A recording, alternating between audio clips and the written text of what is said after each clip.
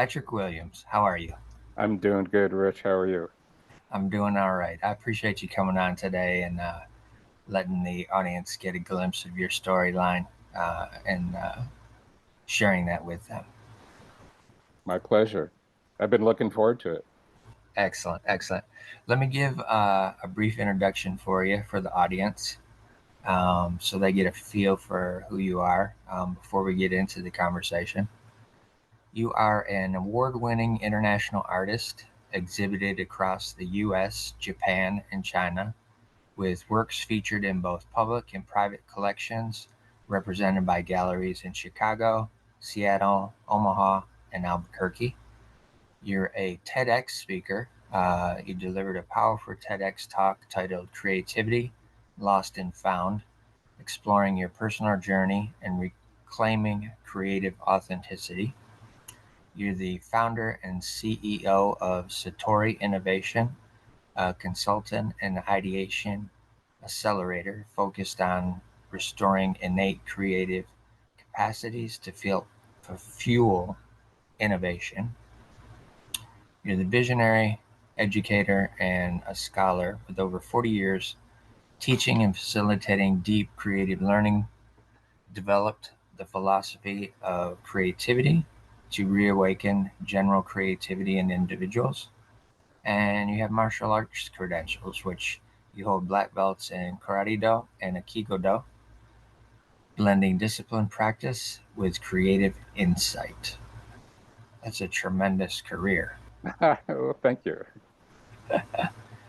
So I only have one scripted question, and it's always the first one, and that is, where were you born, and what was life like as a kid for Patrick? Right. I was born right here in Omaha, Nebraska, All right. and I moved back here with my wife 5 years ago after living in a lot of different places in the country. 10 years in Chicago, so not far from you. Right. Yeah. Yeah. Yeah, we loved Chicago. That was in 2000. We got married that year and moved to Chicago. Uh, but back to growing up, I grew up here in Omaha, outside city limits, Okay. and I was. Uh, we had it was kind of a small acreage. We had hogs and steers and when I was young, chickens, and dad, every once in a while, we'd have a few sheep, we'd have a few goats, from some dealing that he did with another farmer, and dad had something he wanted, and they had a sheep or something. So, Right. uh, but he also had a full-time job working at the Metropolitan Utilities District Okay. as a laborer. And mom was stay-at-home mom. And then once I got into school, she started working again. Uh, and let's see, in my TEDx talk, I talk about the woods a lot, and I spent a tremendous amount of time in the woods growing up. I drew a lot. It Okay. sounds like you were the Yeah. same. Yeah. And that was a major part of home life and uh, being in the woods. I say in the TEDx talk that dad was an alcoholic, so that Oh, was a major factor growing up, sure. and ups and downs with that. Yeah. And I was totally disinterested in school until the sixth grade. All right. And all my friends in sixth grade, we went from the elementary school to the junior high. That year was the first year that our junior high had sixth, seventh, eighth, and ninth grades. Okay. And within a couple weeks, all of my friends were in this after school class called Challenge. And I was like, well, I want to be in it because they were telling me all these cool things that they were doing, watching these documentaries and going on field trips. Yeah. And so I asked my sixth grade teacher, and she said, well, your grades aren't good enough to be in that class. And I I was persistent in asking her, well, I want to be in, what can I do? And she kept saying, and this is all in one, like me going up at lunch when all the kids were in the cafeteria. Yeah. And I just stood there, and which was sort of unusual for me. I was shy when I was Okay. young, Yeah. and but I was really, up against, I want to be with my friends, and how do I do this? And she said, well, your grades aren't good enough. And I had been in grade school in the lowest reading group, the lowest math group. I don't know, whatever. I don't know if we had any other groups that we were divided into in uh, grade school. But the same was in sixth grade, and Yeah. and she said, well, you'd have to do better in your grades, and you'd have to go up in higher and higher till you got to the top reading group and the top math group. I said, Yeah. okay, how do I do that? And she was like, okay, I think this kid is like focused on this task. Sure. So she told me, and a couple of weeks later, I was in challenge class because I didn't know how to study. I had never thought about studying. All I wanted to do was be outside or draw, and that was my first experience of in a word in a sixth grade level of academia, Right. and so that kind of shifted a lot of things shifted. Then she suggested to my mom that I get glasses Okay. also, Yeah. because she noticed that I was always squinting and not really seeing the board, and that was some of the reason why I wasn't doing well in class.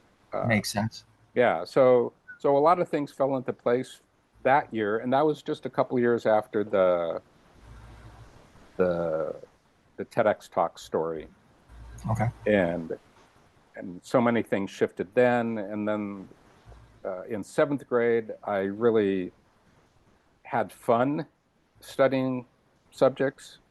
And then in a way by ninth grade, I had lost the spark to really push myself that way. Right. So I got average, maybe ones and twos, and every once in a while a three if I wasn't paying attention. But Right. my focus shifted back to focusing on my art and being outside and just hanging out. But I did have a better relationship to studying and to academics after that, and started reading more. I didn't Okay. I, I didn't talk until I was like three, which Ah. is there's Ah. there's a word for it. I can't remember the word. Einstein was like that. There's a bunch of folks that are like, whatever. Yes. I'm not talking. Yeah.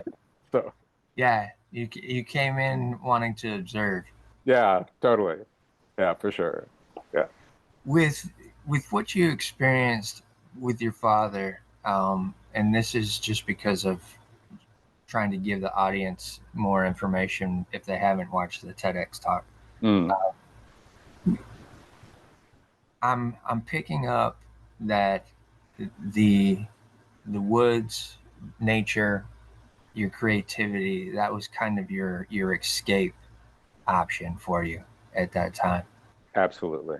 Did you also feel more connected to that environment versus seeing it as, okay, I just need to get over here and I don't have to deal with anything else? Yeah.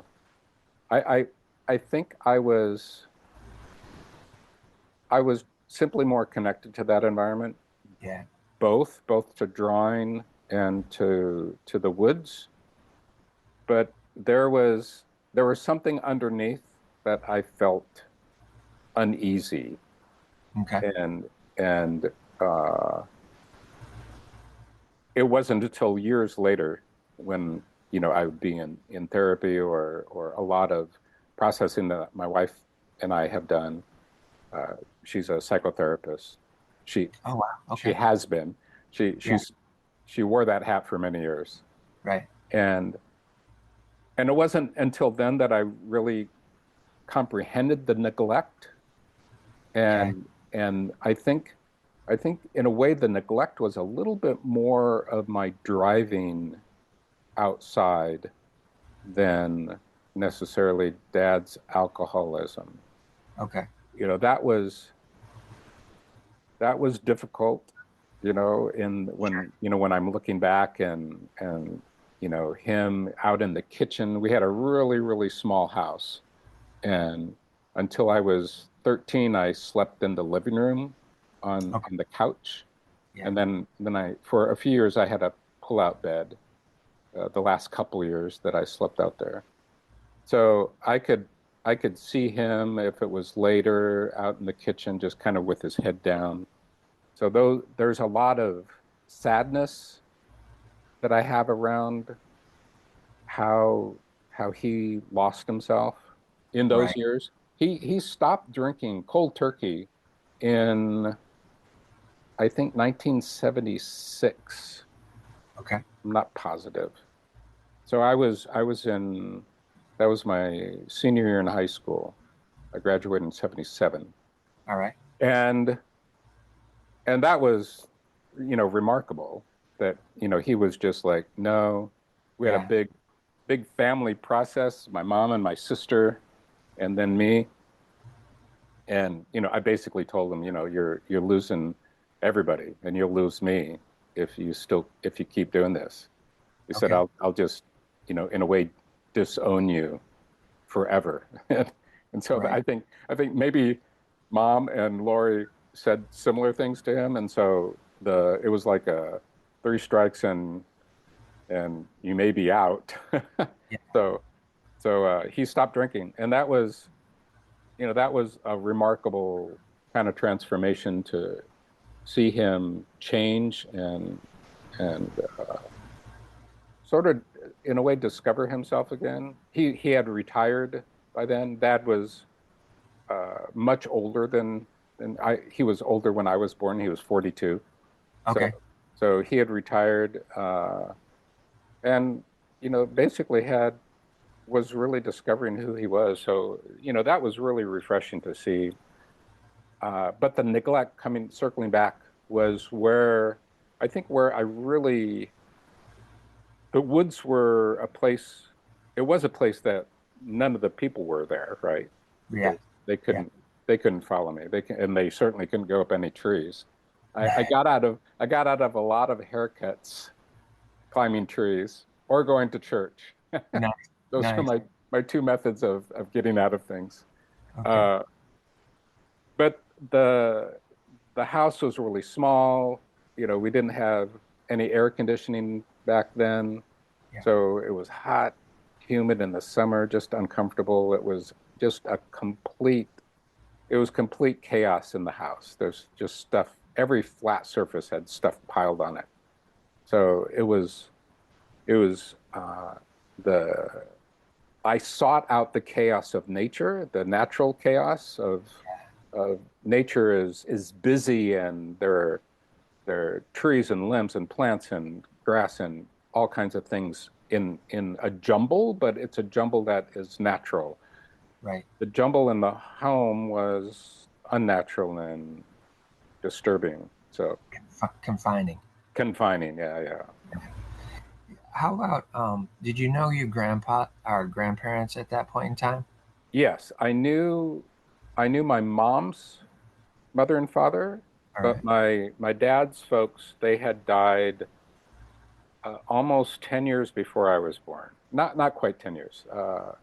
Five 5 years and 8 years.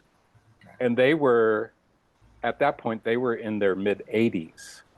Oh wow. Okay. So in they my dad was born when my grandfather was 54, I think. Ah. And then I was born when dad was 42. So if my grandfather had been alive, he would have been like 96 or something when Right. I was born. Uh, but I was close to my grandfather on my mom's side, and he was older too. He was all my grandparents were born in the youngest was my grandmother, his wife, my mom's mom, and she was born in 1900. Okay. Everybody else was born. in the Right. 1800s. Yeah. Yeah. So Grandpa was he was he was 26 when he entered World War One in Wow. 1919. Yeah. So or yeah, 27, 28, something like that. Whenever we whatever year that was. I thought it was 1919. Maybe it's 1917. Anyway, I was close to him, and he was a photographer. He dabbled in photography. He lost one eye in World War One, Oh, and uh, my mom and her sister didn't know until they were like 8 and 5 because he one of his lenses in his glasses shattered and he didn't get it fixed. okay. And they said, Dad, what's going on? Why don't you fix it? Isn't it hard to see? And he said, No, it's not. I can't see out of that eye. So Oh, wow. yeah, they never knew. It was like old school stuff. It's like whatever, For sure. Yeah. Yeah, Yeah. yeah. But he had a little air rifle downstairs that he practice shot with. He set the whole thing up in his basement. It was a little, you know, kind of Shooting range. yeah, a little shooting range. So we would do that together. Uh, and years and years before that, he would come out to our place before the interstate was there. My dad had set up a small skeet shooting area, and he would come out, and a bunch of other folks. Our family doctor would come out, and Oh, they'd okay. once a month they'd shoot skeet out there. So Gotcha. yeah.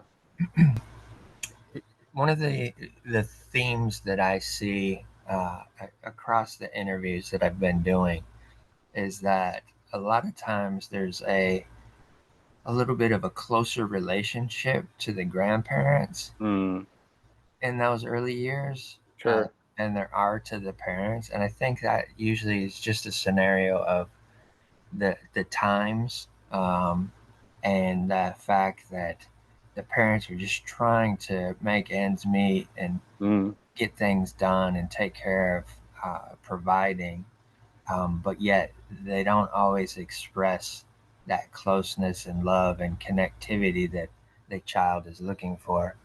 And a lot of times the grandparents are able to provide some of that, um, 100%. which is it's wonderful that there is that opportunity for a child to, be able to engage with the grandparents with the things that your dad was dealing with in terms of working with the utility companies. Was there potentially something that you might have sensed or saw that um, kind of caused him to continue to pursue drinking? Was it for him? Was it a way of uh, kind of tamping down his thoughts, Mm, or was it just so strenuous the work that he was doing that he just needed to take the edge off after he got home? yeah, I've thought about this. Uh, Okay. so he grew up, he was he had 11, he had 10 brothers and sisters. And he Yeah. was a twin, but the twin didn't survive. So, and Hmm. I don't know how many other miscarriages Yeah. grandma may have had, but so huge family Yep. and not, they were farmers.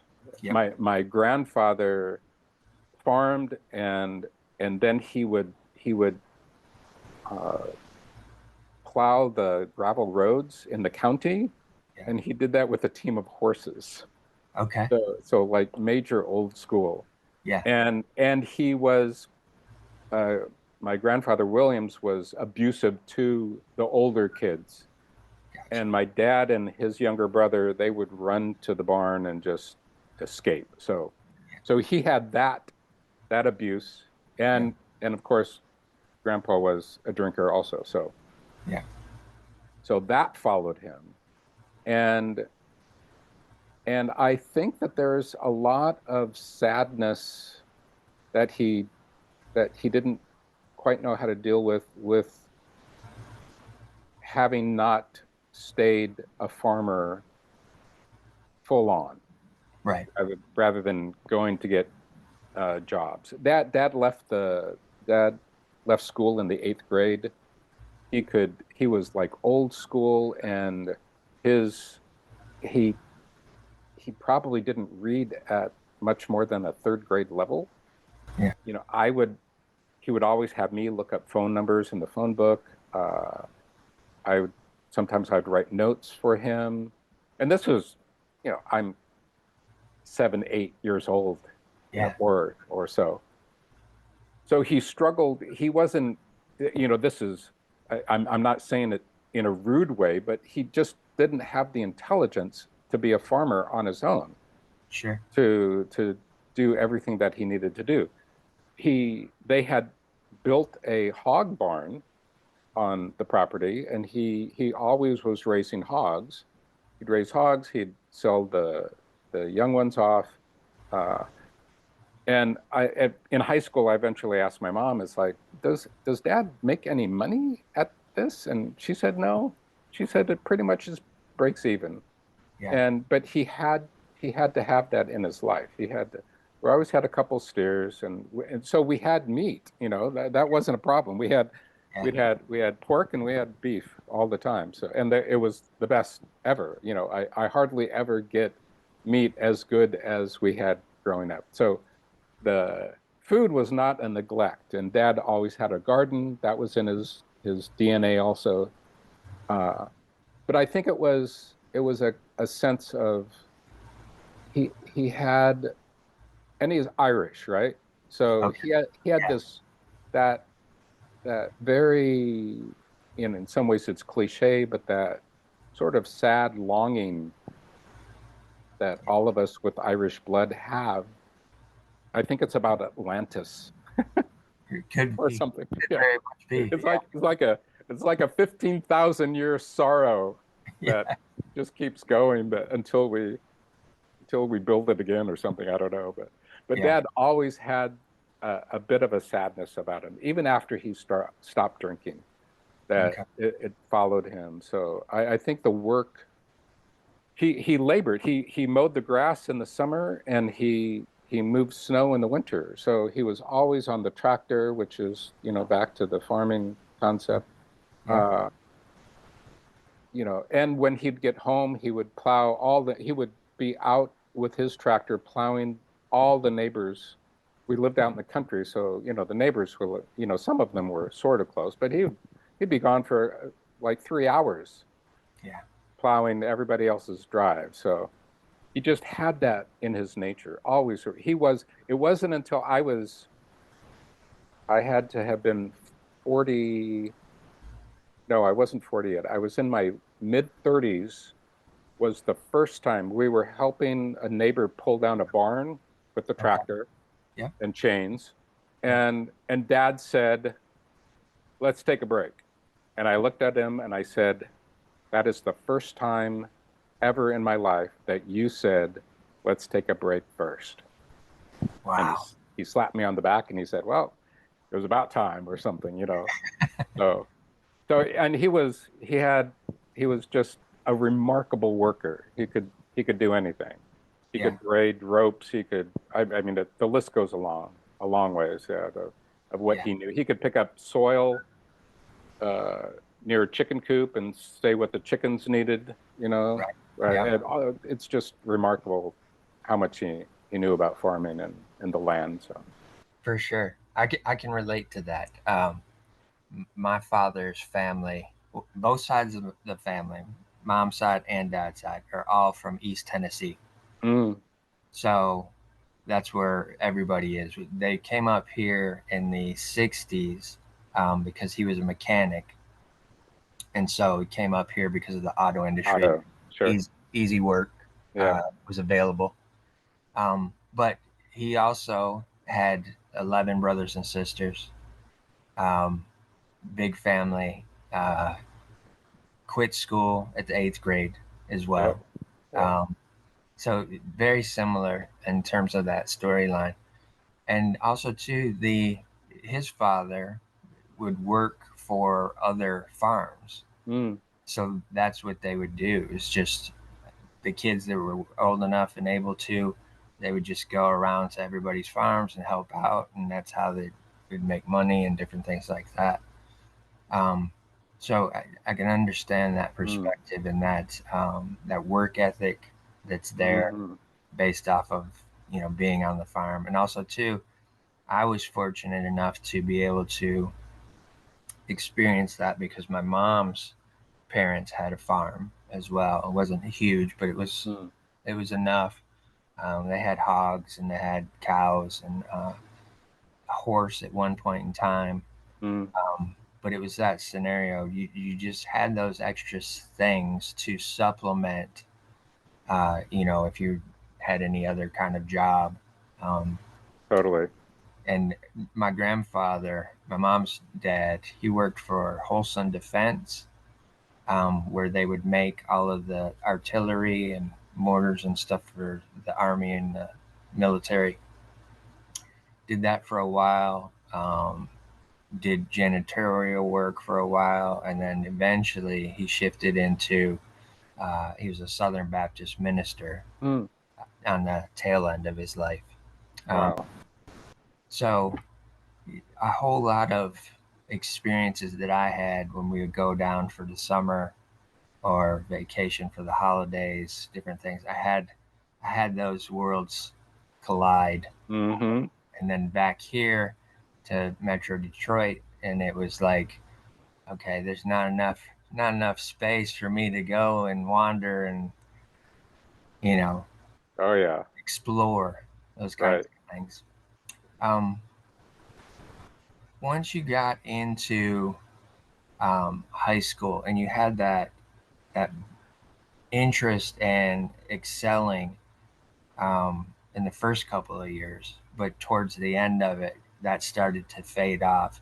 Was there Mm. anything specific that triggered that, or was it just a natural? I'm just creative. I don't need this other information. Mm. Yeah. I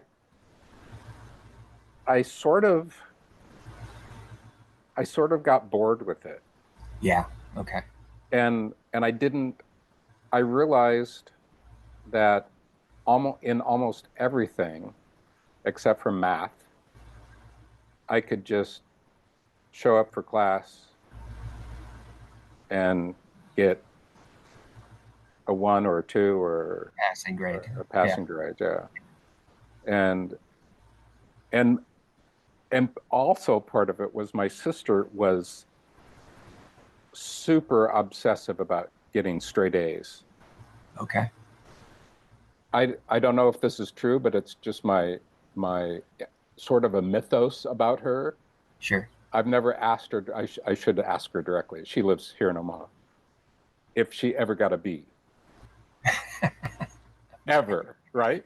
Yeah. I mean, but she had to work at it. She studied all the time, and I just didn't have it in. I brought all my books home in high school, or a bunch of them, Yeah. and always had assignments.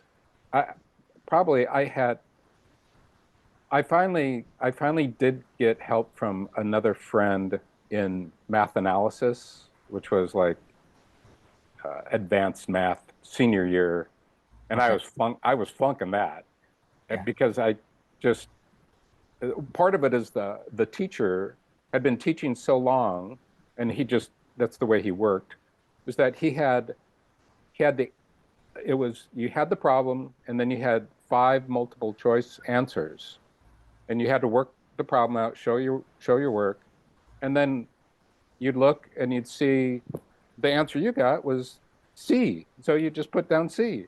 Well, what you didn't know is that he had the number one answer, the real answer, and then he had the four most probable missed answers. You know, the answer that was most, Okay. the next answer that most people, like 20 out of 100 people got wrong, and he had that there. So when you saw the answer, you thought, "Oh, I got it right." So he was clever. So I finally brought that up to like a three. Okay. my last. So I did put effort into that. In physics, I aced physics because I loved physics, and in English, I got a 1 or 2 or whatever. So Right. it wasn't, and even in college, I was making art.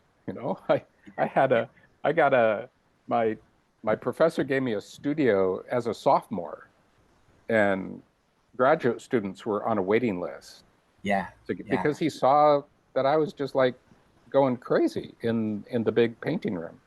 Uh, Right. so all of my I did 1 year. I did try to get straight A's, just in some ways to make my dad happy, Yeah. because he was always saying, "Oh, you could do better than your sister," and like, no, I don't think I. She's obsessive, so. Uh, but I missed it by like I got a B+ in something, and Right. everything else was A's. Eh, In especially in my art classes, So uh, I just I realized that I could coast Yeah. and get passing grades, good grades in a way. Yeah. I think my GPA in college was 3.8 something. So Okay. I could just coast Yeah. without being stressed out. Except for Spanish. Spanish, first and second, I had to take 16 hours of Spanish in college for my BFA, and I worked my butt off in in I think it was 5 hours each semester, and I had the same instructor. She was super good, uh, and I probably got a B in both. And Yeah. then maybe it was lucky, maybe I could have gotten more out of it if I had to work harder. But for my last, maybe it was 13 hours, I can't remember. But I had this guy who was about to retire, and literally his last name was Carne, and he taught Spanish, right? And he was huge. He was a huge man, and he had lost interest. His passion was reading and speaking Spanish and opera. So we listened to Spanish Wow. opera, and we read one book in English, and it was Irving. Was that, who's the guy who wrote all those books? I can't remember the guy's name. A huge thick book, and we'd talk about the book, but it was we we all lucked out to just coast through our last few credits of requirement for Spanish, because Nice. this guy, and he was lovable. He was just a great guy. So, but Yeah. in college, the most I worked was in Spanish class. Everything else was I'd show up, and you know I'd read the material. Yeah. Just do what was necessary. Yeah, do what was necessary. Yeah. So, Gotcha. Was your but but I was completely obsessed on making art. Yeah. Yeah. Was your sister older or younger? Older, 5 years older. Okay. All right. Yeah, yeah. And then I have a sister that's 13 years older than I am. So Oh wow. I was Okay. on the tail end. And yes. Yeah. Wow. All right. So you did have an example, so to speak, of what the possibility was of education if Oh yeah. if you Yeah. wanted to do the thing. But Totally. art was art was your life. Art was the thing. And my mom she read a book a day. She graduated at the top of her class from the university here in Omaha. Okay. Like she won that award, Yeah. top of the class. So I knew, she was bright, she was smart, but I was totally putting all of my focus into the art. And Was I was also avid. I was reading all the time, and still do. okay. So Okay. so in a way, at about sixth grade is when I started to read. Before that, No. I wasn't into it. Yeah. Yeah. When you're looking at the family, Was there anybody else that had that creative juice flowing through them, Mm, or did it seem as if you were the one who was given that gift? yeah, I was the one. Yet I in the writing I do about creativity, I I separate it into general creativity, conventional creativity, and specialized creativity. Okay. So it's easy to understand specialized because that's where all of us as artists are, and writers and painters, Right. musicians, etc. The conventional, I think my mom had a little bit of specialized, but a lot of conventional creativity. Okay.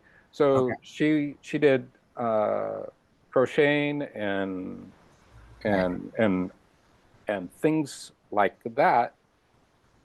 But she got to the point where she could look at something. She did these like crocheted fruits, Okay. and she looked at the patterns and then just did it. So she didn't actually follow the pattern. So by that time, she had enough of the kind of a solid grounding in her conventional creativity that she could Yeah. kind of slip over into the specialized area and just make these crocheted grapes or apples or oranges or whatever with leaves and a stem Right. and such. So and in a way, when I think about it in the way I write, I have been writing about it. Dad had a lot of conventional creativity. Any farmer has to. Yes. Yes. It's just an absolutely necessary part of being a farmer is Yeah. you have to figure stuff out. Yeah. We were all and part when you're especially when you're a poor farmer, For sure. because we would figure out how to fix it first, and Yeah. then the next step was go to a neighbor, Yeah. and then the next step was to hire somebody or have somebody come out to look at the tractor or whatever it might be.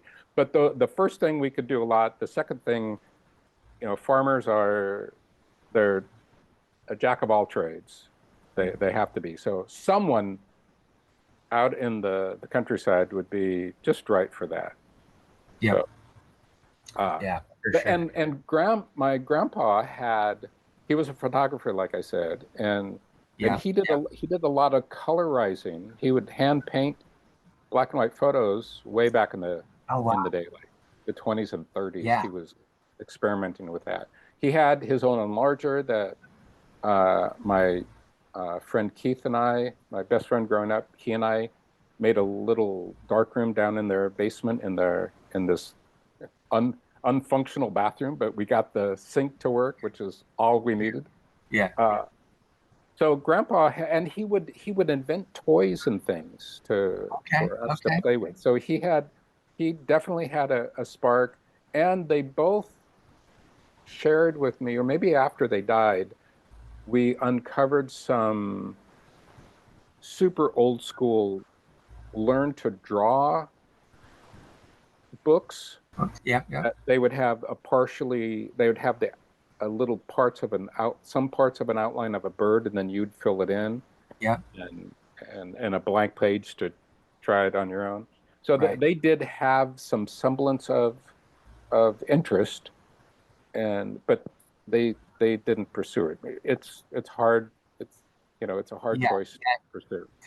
Yeah. During that time, that it wasn't opportune to try and Mm, focus on the creative to make a living. yeah.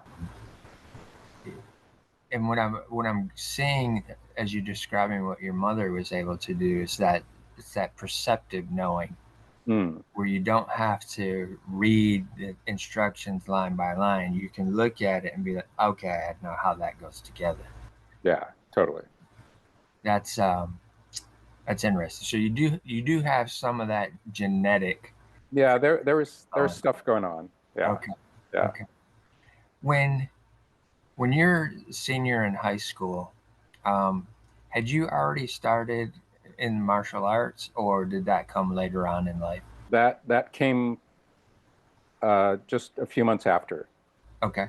So literally in July of graduating in 77, July Yeah. of 77, my mom just said, are you going to go to college, or what are you doing? Yeah. I said, yeah. And she said, well, you should, you know, like go down and apply. Or not a, I think I already applied, but I had to pick classes and do all the busy work. And so I Yeah. went from Omaha down to Lincoln, Nebraska, which is like 50 miles away. I drove down there, signed up for art. On the way, I decided physics or art, physics or art, physics or art. And All right. I kind of really felt like it was going to be art, but I had that like internal dialogue going. I got there, saw the counselor, the admissions guy, and he said, well, what do you want to do? And I told him I want to major in art. And he said, okay, a lot of that is, have, it's all, you don't have much of a choice. Here are the classes that you have to take. Right. He said, okay, those are great. I love all those classes uh, on the sheet. And he said, pick a couple, electives. And I said, okay. And I picked one. And he said, well, you need one more hour. One more hour would be good for your first semester. And he knew my grades and what I was interested in, looking at my transcript. And I said, well, I don't know, what is 1 hour? What's just one credit hour? Yeah. And he said, well, the PE department has 1 hour classes. And I said, I don't want to take basketball or something like that, or volleyball. And he said, well, the combatives are really popular right now. And I was like, combatives? What do you mean? And he said, he said it this way. He said, the karate class is incredibly popular. And, the Yeah. lights went on. I had been I don't know what year it started and how long it ran, but the Kung Fu series with David Carradine Yeah. was super influential. Also, even more influential is the best friend that I mentioned earlier, Keith. His mom was full Japanese. Oh wow. Okay. And we met in the first grade. He lived a quarter of a mile up the hill from me. And we did, basically everything together all through grade school, junior high, and high school. Yeah. And so that was super. I knew bits and pieces of Japanese. I knew the culture to some degree, especially the food. Yeah. So it was just super interesting. And it was literally the first class of my college career. First 8:30 Monday morning, whatever, August 24th, Yeah. 1977. And I was hooked. Within a couple weeks, there was a Tuesday, Thursday night, Saturday morning club that Okay. met in the dojo, Yeah. and it had, obviously it had a lot of students in it, but it had, people who either had been students in college or other people from Lincoln. Yeah. And that was, literally, just this counselor saying, hey, you need one more credit, and me Right. choosing, and just it becoming a major part of my life. Right. Yeah. Did you see? Did you see the discipline um, philosophy of that as being something of interest as well when you took those? Yeah, for sure. It was, yeah, by that time in high school, and our physics teacher was exceptional. He was one of those teachers that were, like Ms. Krause, sixth grade teacher who helped me. Yeah. Bruce Esser was remarkable and super influential, not just for me, but almost everybody that came into his classes. Yeah. Senior year, we had a bunch of us would just come up to the physics classroom and eat lunch with him, and we decided to form a philosophy club. And so Okay. we'd talk about the philosophy books we were reading. We would do like Sartre plays, No Exit, uh, all these wild, crazy things that we were reading Camus and Kafka. So it was a place that, you know, we could gather and talk about these things that were nobody else in school was really talking about. Right, right. So by the time I got to college, it was just part of my DNA. And that was a real important part of my teachers, Schmidt Sensei. He was teaching physiology there on campus. Okay. And but we had a reading list for every belt. So, you know, there's two or three Oh, books that you had to read to get to the next belt. If you got close to the test and you hadn't read the books, you couldn't take the test. So uh, so he had this system where you were learning about the culture and the philosophy, and and I have a real strong interest in and joy in learning about philosophy and right. the you know later on in the upper belts. Uh, I can't think of it. Suzuki is his last name. DK Suzuki, I think, is his initials. Uh, the it's one of the most famous books on Zen Buddhism. So Okay. all of those, the Book of Tea. There's so many books that we were required to read, uh, and the philosophy was gripping. And what's interesting is that the I was in sort of a because of the my age. I think this is a natural phase, and the people we were reading in with Mr. Esser. Uh, I had merged into that realm of the exploring the world of atheism and Okay. not connected to anything with respect to religion or being somewhat anti-religious and but I had always kept that sort of that divine quality of nature in my inner self. So karate had this philosophical part that I was able to sort of move into my atheistic mindset at the time.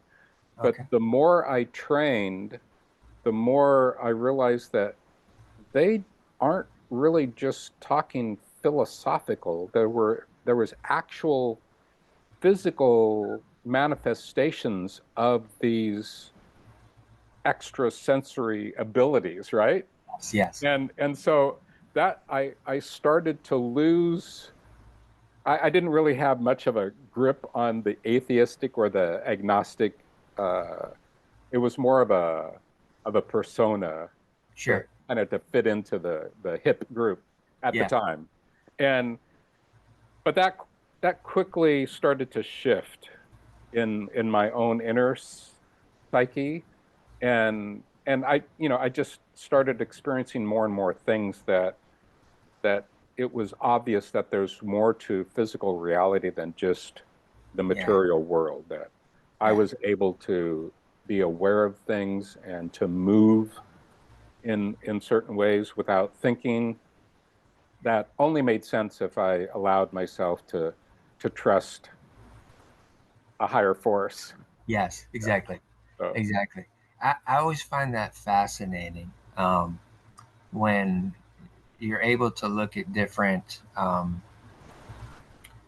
examples of uh, a philosophy that has a structured process attached to it, that it allows the mind to start opening up to things that you may not be necessarily open to prior.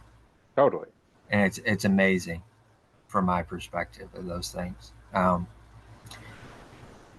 There's quite a few, or not quite a few, but at least three examples in your storyline so far where people have recognized something extra Mm, within you, mm, where they wanted to take interest, they mm. wanted to see you progress. Um, when you got that opportunity from the instructor in college, that allowed you to move into a space of your own and knowing there's other people that are just above me that are waiting to Mm. get this opportunity. What did that do to your confidence level, that internal um, self that may have felt like I need to escape, I need to escape growing up? What did that do to that confidence level that you were recognized at that point? Yeah, it was it was complex Okay. because it was on one level, in a way, even though that this word is so loaded and strange and packed with oddities, my ego loved that, you know. Yeah. Yeah. And but there's also a part of me, both a positive and negative part of my upbringing, that even though I was enjoying it, and my friends knew, of course, and they hung out in the studio. I had a phone, I had a sink, you know. I was a sophomore in college, right? I was like, oh, I had a master key Oh, to not only the building, but every door in the building. And wow. yeah, that's a crazy, wild story that I've written bits and pieces of it with my instructor, Richard Tricky. Brilliant, crazy, wild, chain smoking, taught sailors how to cuss, wild painter that I happened to be blessed with, you know, by chance signing Yeah. up for a Thursday, Friday painting class. Anyway, so my there was also part of me that, because it was sort of controversial, the head of the art department, which was he was a art history professor, but he also was a painter. Okay. His studio was in we were there was a large the building, the Richards Hall on the University of Nebraska Lincoln's campus, was the art building was the old engineering building that Okay. taught engineering, and it was redone sort of to have the art department in the praxis part of the art department. So you walk in the main door, and right off to the right was a large, probably maybe 1,500 square foot room that we had drawing classes in. Okay. My studio was right off to the side, and Dan Howard's was on the other side of the room.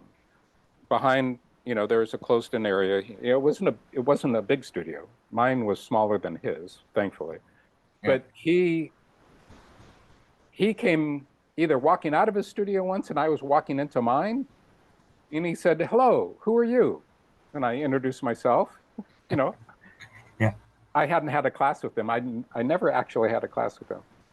And he said, "What are you doing in Richard's studio, Mr. Tricky's studio?" And Yeah. I said, "Well, it's my studio." And he said, "Who are you?" Right. And then he said, "Who are you working with?" And I said, "I'm working with Tricky." And he said, "Well, I know all his graduate students." And I'm starting to feel like, uh-oh. I said, "Well, I'm not a graduate student." And he was like, "What?" And, and I said, "Well, Richard gave me the studio like last semester or months ago or whatever it was." And he said, and he just walked off. And I said, uh-oh. So I went right over to Richard's studio and I said, "I just had a little run-in with Professor Howard, and he seemed to be interested in why I had a studio." And in in uh, Richard's eloquent, uh, normal response was, "Fuck him." I said, "Okay." So that's all that ever came of it. He would glare at me if we saw each other, Dan Howard, and Yeah, yeah. that's So amazing. yeah, it was. So I had, and then sometimes I remember one moment when I was in a composition class taught by a graduate student. I came to class and he said, "Well, let everybody bring out the one notebook that we told you all to start." And he was standing right next to me, and I was looking through my backpack, and I said, I looked up at him and I said, "I don't have it. It's in my studio." And it was just like an innocent Yeah, expression. And he yeah. looked at me and he said, and what was interesting is he said, "On campus?" And I said, "Yeah." And then he just walked away. So he had a studio on campus. But so there were little things that happened that were, I knew that it was a touchy subject. Sure. And on the other side of it, so there's the ego side and the conflict that happened. I was basically the only one in the art building at night. Okay. After 10 or 12 at night, it was me and the security guards. Right. Unless it was close to the end of the semester, then people would start showing up who were trying to, bust their, Project's done. yeah, to get things done for portfolios. Uh, I knew all the security guards by name. They knew me by name. They would say, "What are you working on?" So Richard knew when I had 4 easels up in the big painting room, and I had basically completed all of his assignment, and the other people were complaining. He asked me into his studio was right off the big painting Sure. studio. He asked me into the office and his studio, and he said, "Well, I'm hearing all kinds of people complain about you getting throwing paint all over the room, and what are you going to do about it?" And I said, I'm making paintings, maybe they should just move further away." And Yeah, he said, exactly. That's not my fault. yeah, he said, "Well, come with me." And that's when he showed me the space and he said, "This is yours now. It's your studio. You can throw paint all you Right. want." I said, "Okay, great." Uh, and that was after I had started hanging out in his studio, and we would talk about art, we'd talk about philosophy, we'd talk about film, we'd scream and yell, we'd talk about other professors, we'd talk about New York City. We just had a great interaction, and he knew quickly in our conversations that you know, I'd been in the studios till 4 o'clock in the morning last night. Right. Right. It said, "Oh, I went home, I slept for a couple hours, and I came back."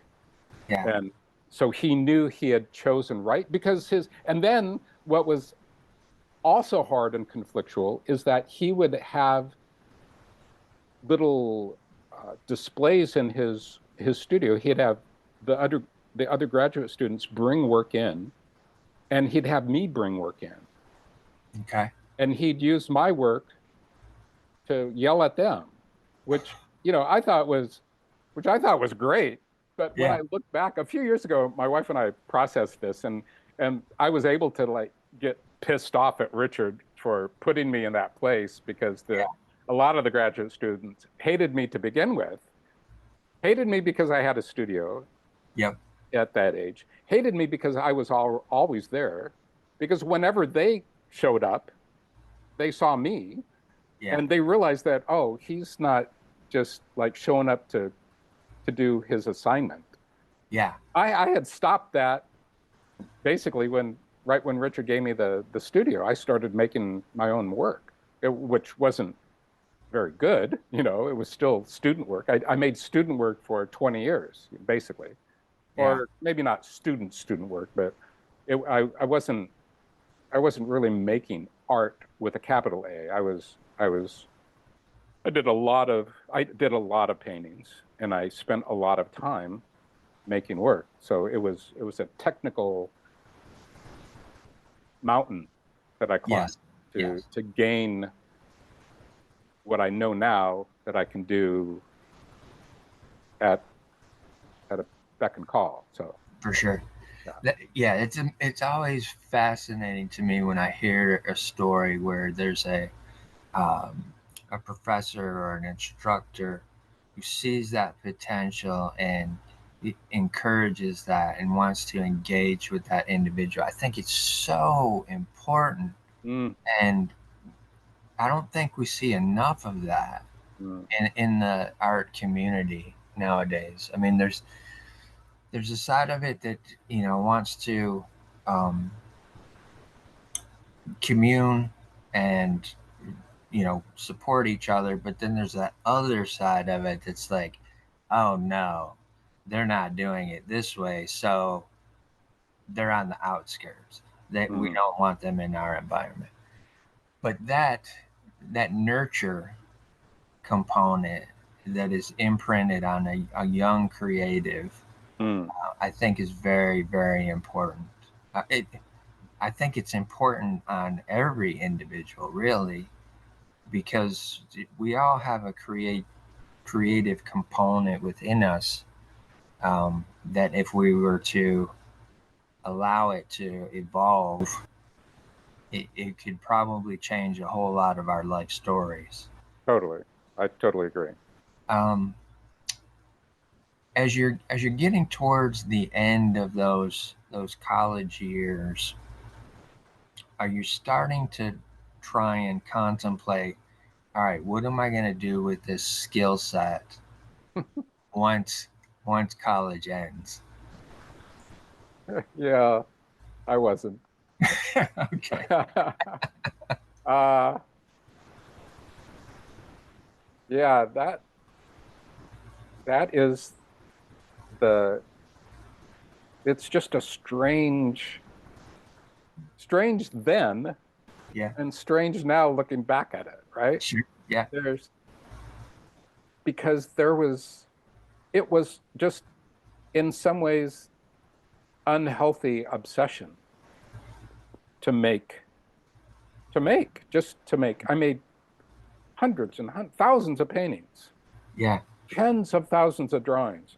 I recycled. I filled up a pickup truck in 2005. I think it was 2005 here in Omaha at my parents' house. I I I had tons of work stored there. Still, this is from, grade school, high Yeah. school, college, after college. Boxes would end up there on my travels and trips. Right. And I went through all my drawings that I had there, and I kept dozens and dozens and dozens of the ones that were A level, A plus level.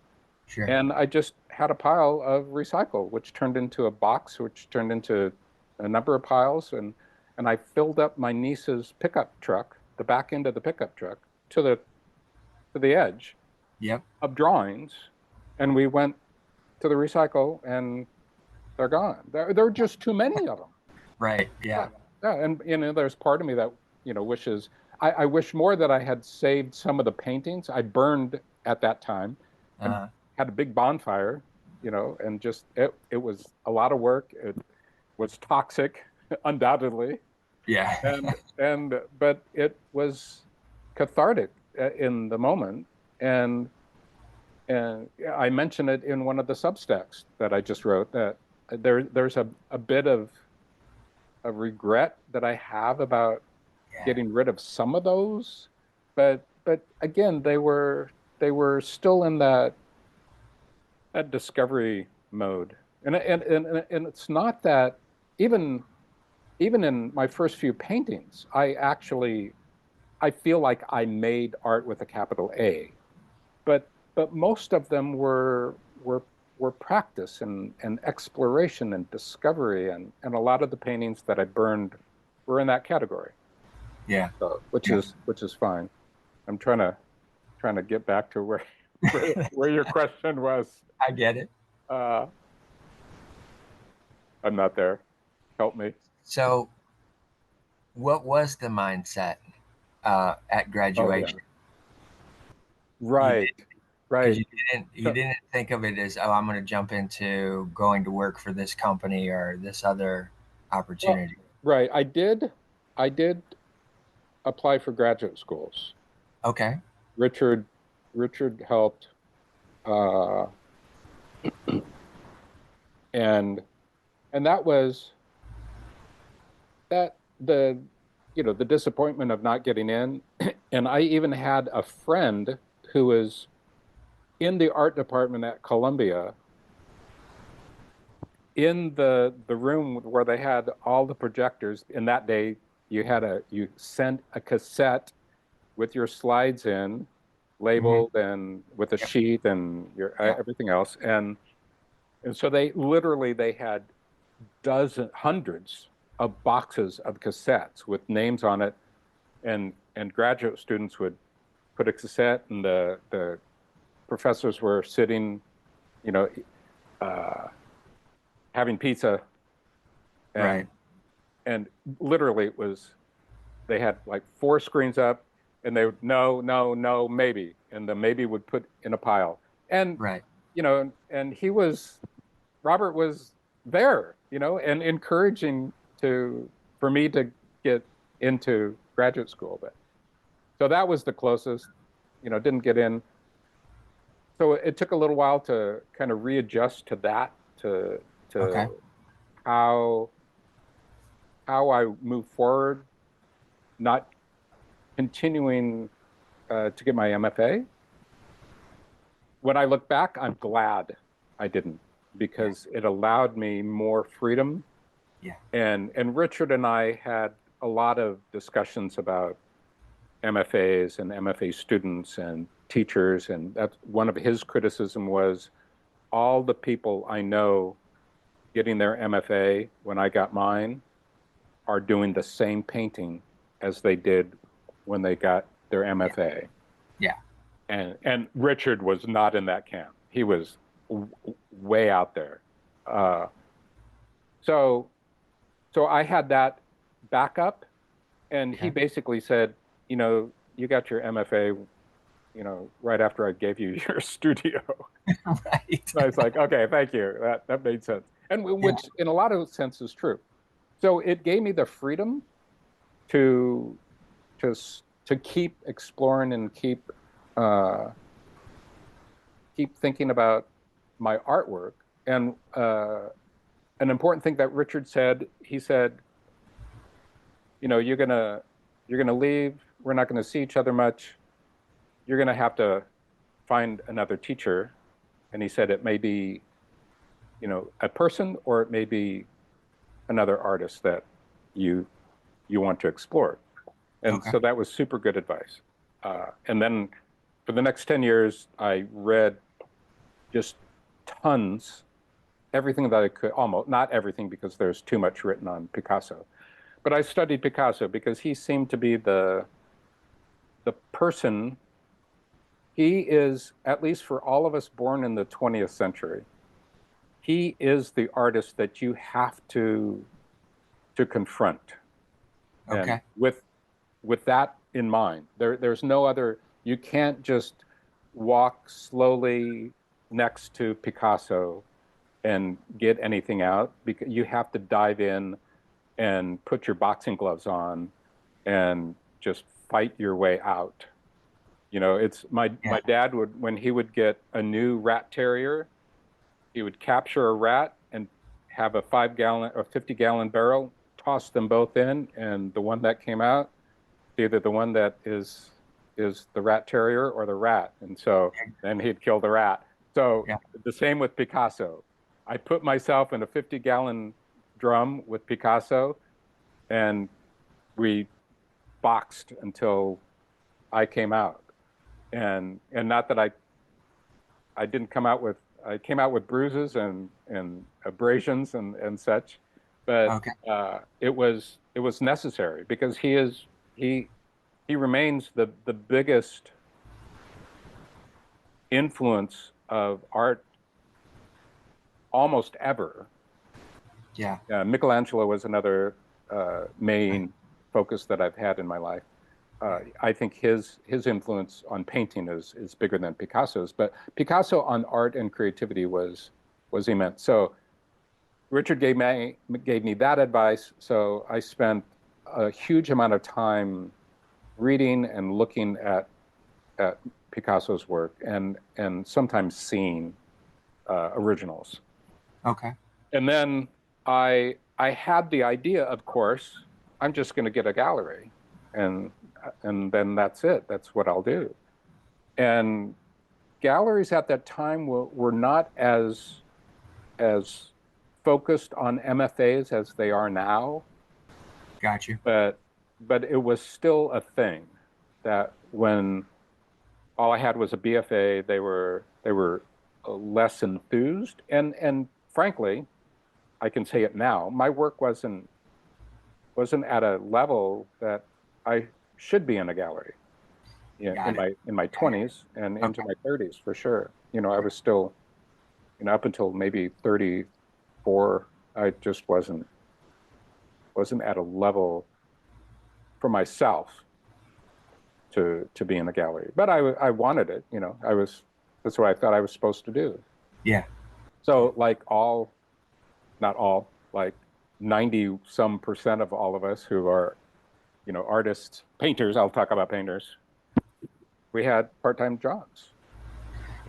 And what were some of those part-time jobs that you had? I was a rec attendant in the Seattle Parks Department. I also taught art in the Seattle Parks Department. I also taught karate in the Parks Department. Those were all part-time jobs. Well, good paying part-time jobs. Yeah. I worked at an art store, Dakota Art in Seattle. All this Nice. was in Seattle.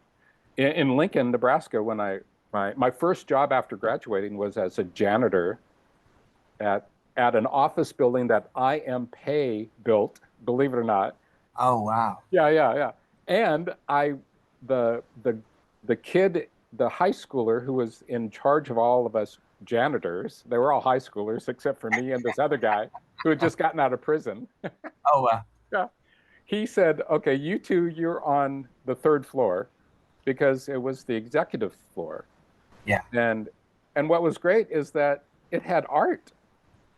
I mean, like serious blue chip art. So I Yeah. was like in heaven.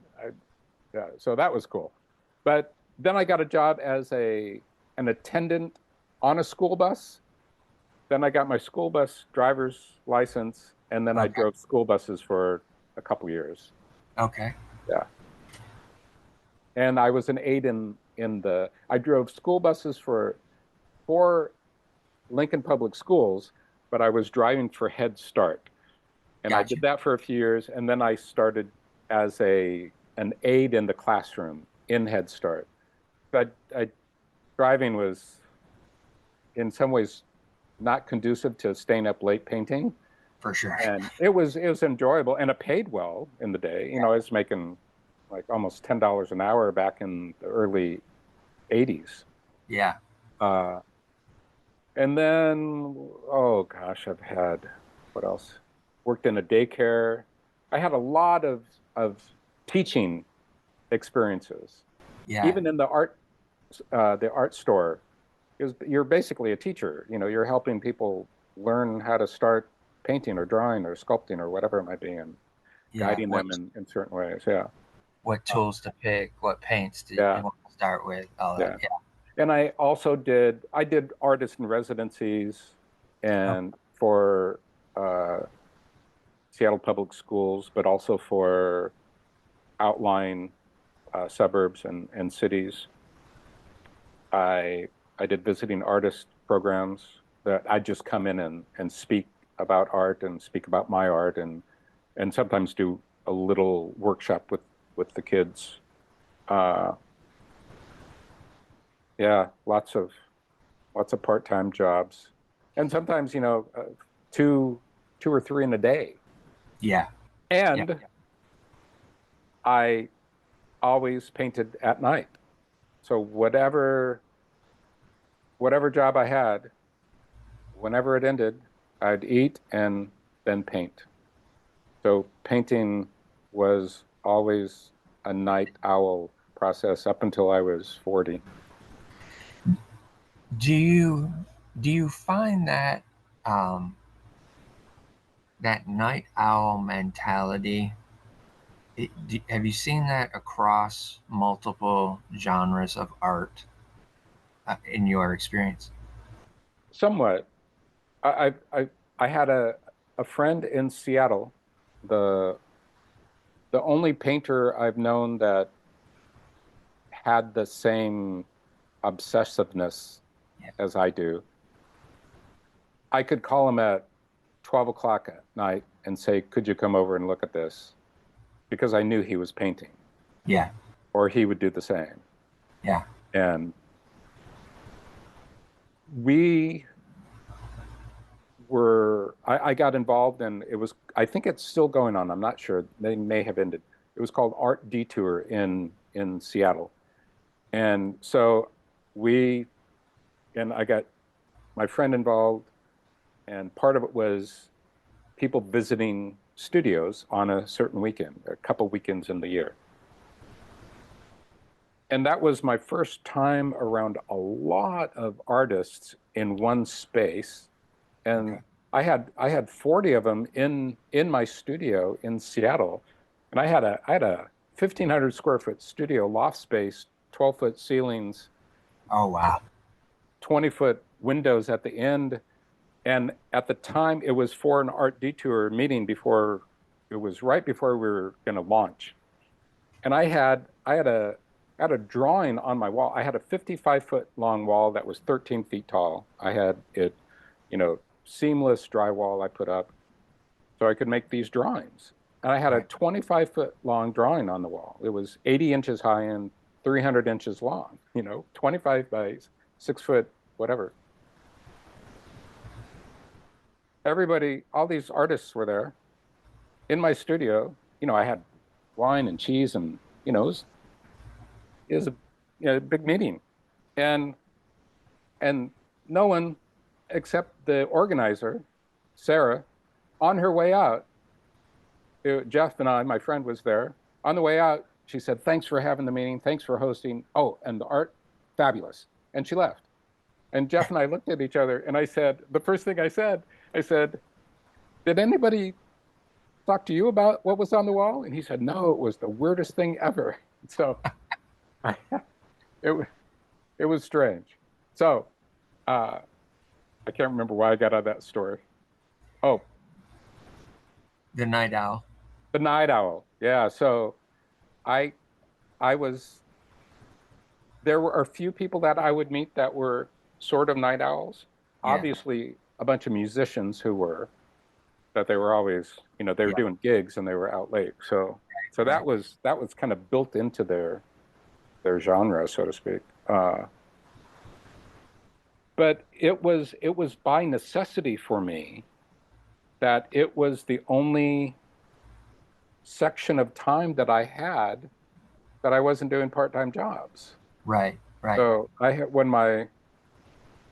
when Rebecca, my wife, had moved out to Seattle at the end of 1999, I had a timer, and I'd been using this for years, that I had used when I had regular jobs. But the timer was for me to wake up after a couple hours of sleep or 3 hours of sleep, whatever I was, because I would always get up at like 8 o'clock in the morning, no matter what. Okay. Now I'm an early bird riser. I'm up at, well, we have a four-legged clawed furry alarm clock Right. that's 16 years old that picks at Yeah. bites my toe, and Yep. that wakes me up. So, and that's sometimes 5:30, sometimes 6. It was later this morning for whatever reason. Right. Anyway, I shifted out of night owl mode Yeah. when Rebecca and I met, and it her relationship was more important to me to build than possibly altering that or changing or damaging it by me staying up all night painting. Sure. So, Sure. and I had sort of switched. In 1997 is when I got that large loft space in Seattle, and I had no other job than painting. Okay. So I had a client, a big client that was two big clients that were I was doing work for, and I was doing some small things for a design company. So, excuse me, I had income, and that was directly related to my art. So I didn't have to have a part-time job. Right. Right. The reason I ask that question is because I find that within myself as well. Mm, A lot of times I will have the most craziest ideas that come to me in the evening. mm, And the closer I get towards midnight is when those usually pop up. Um, and I've always had that. I've always, I literally have to shut myself down and make myself go to bed. Otherwise, I could be up all night. And I've had to do that based off of, the struggles that I've had with mental health and different mm, things. I'll get into, if I allow that to continue to take over, it becomes a problem hmm. because then you become sleep deprived, Right, which enhances the mental right. stressors, all of those things. Like a roller coaster. Yes, Yeah. exactly. Really Exactly. remarkable highs and then Yeah, lows. lows for Yep. sure. During this time, you've got this gallery, you're working with these other clients, which is bringing some funds in and whatnot. And then now you've got your wife that's coming into the picture as well. Um, do you have a sense of, all right, this is working, this is what I'm going to continue pursuing? Um, but also, you mentioned I'm adjusting my schedule Mm, so that it's now going to accommodate an additional person in my life that I'm really interested in uh, nurturing that connection with. Is that allowing you to start thinking of future possibilities and opportunities? Or is it, all right, we're just here in this, let's just focus on this? right. I feel like strangely, and I don't think that this is it seems so personal, but I know it's somewhat universal, right? Yeah. That part, a large part, obviously, is all those issues growing up Yeah. would somehow put a curtain in front of me about thinking about the future. Okay. But there's also a sense of having an incredible confidence in myself. Right. You touched on it that these people saw this in Yeah. me. Yeah. Oh, from grandpa to Yeah. Miss Krause to Mr. Esser to Tricky to Schmidt Sensei,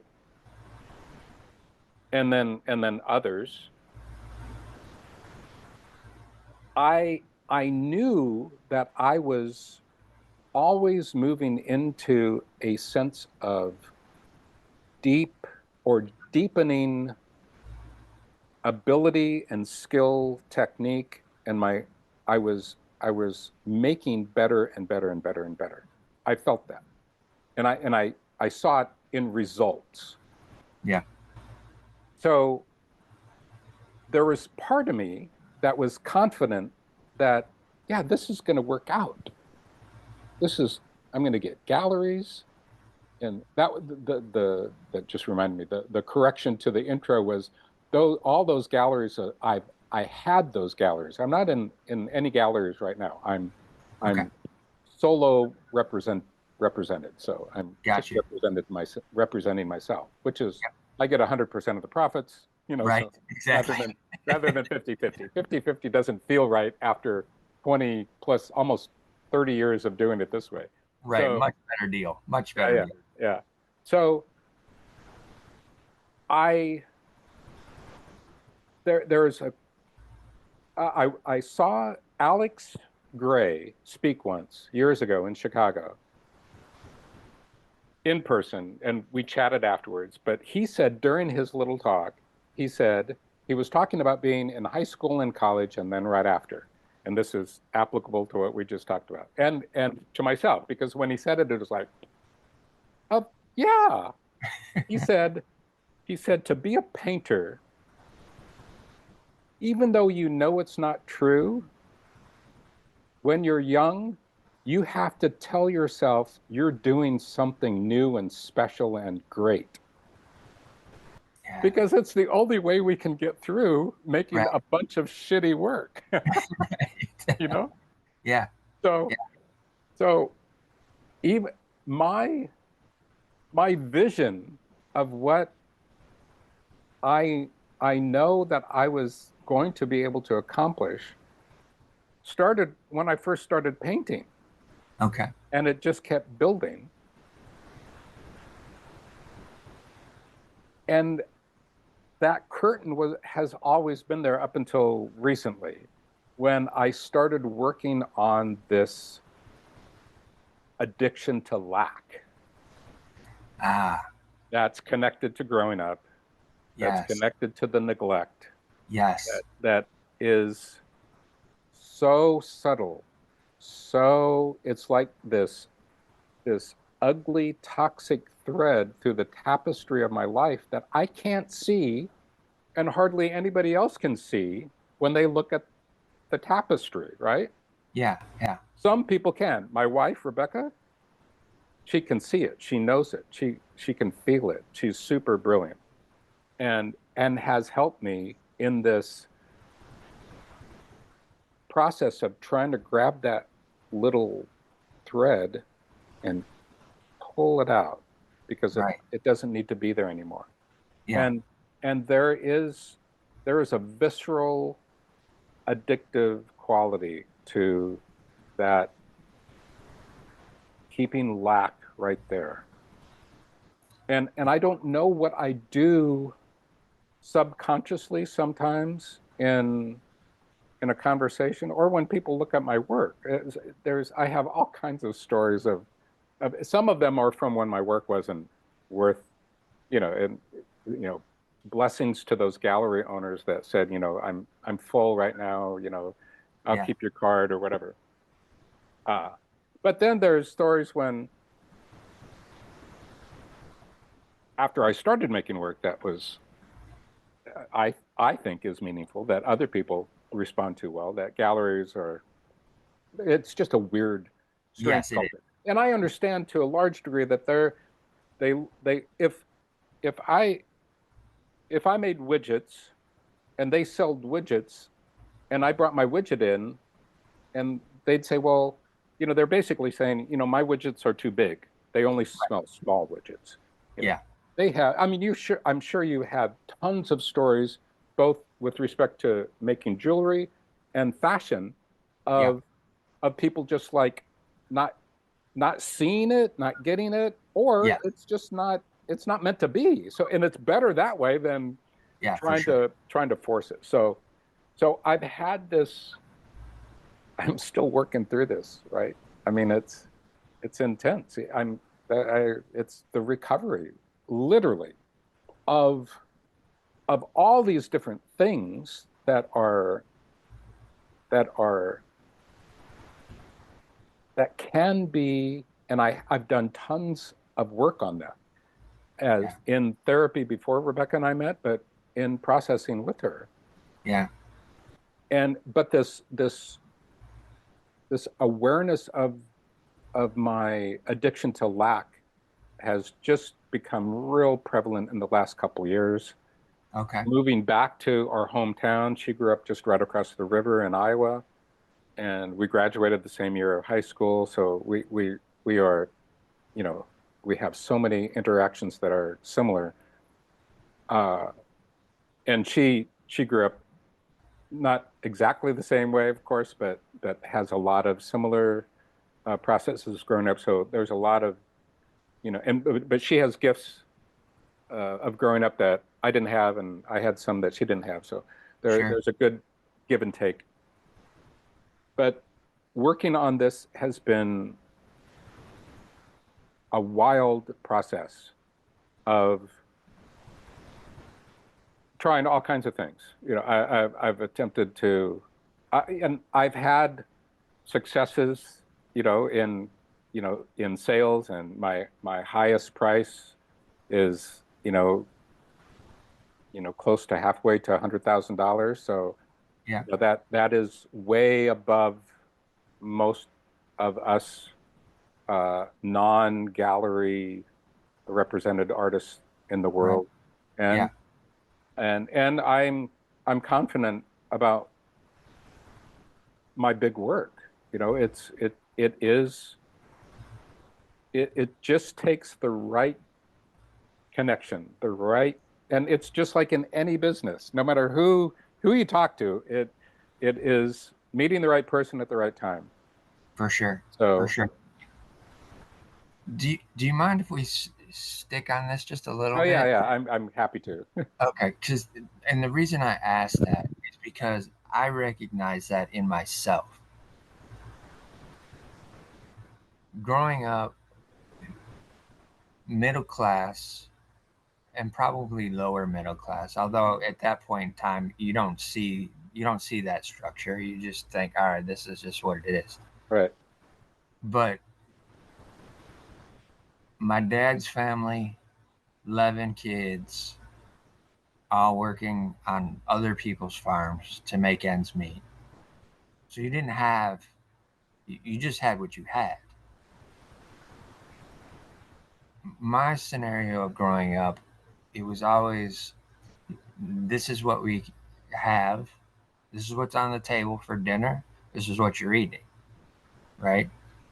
This is what is available. So that's what you get. Um, they did teach me early on that if you want something, you've got to go out and you work for it. You got to get it, get the money to be able to buy it because we don't have extra money to be able to do so. Um, and I did. I went out, mowed grass throughout the neighborhood, those like types of things to make money early on as a uh, going into middle school. But I recognize that within myself that there's this storyline of lack Mm. that it always is coming up and coming up and coming up. And I've seen this as well within the artist community that there's some artists that just can do well and are able to set their price point and get that price point, and there's others that struggle just to figure out what is this worth, what is the value that I put on this. With your processing of it, and fortunately you have somebody who's a partner that knows this way to navigate it with her work that she does. Hmm.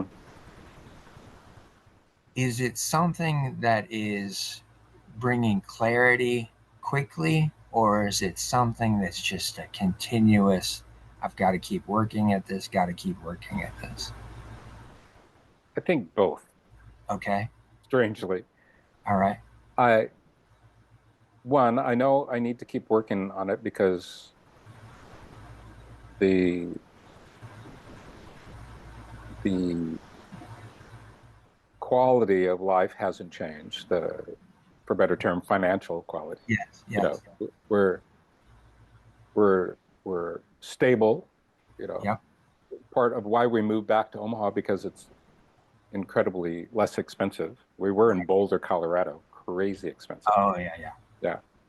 Uh, and divinely God-given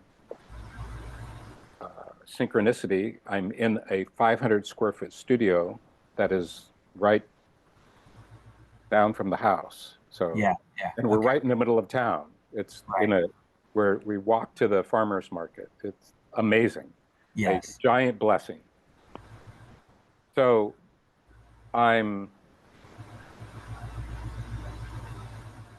there's one part that I know I'm working on it, that I'm still working on it. Yeah. I'm, but also I'm finding myself that I'm able to think more clearly. I have more space. I can't say what was in the way in my mental space.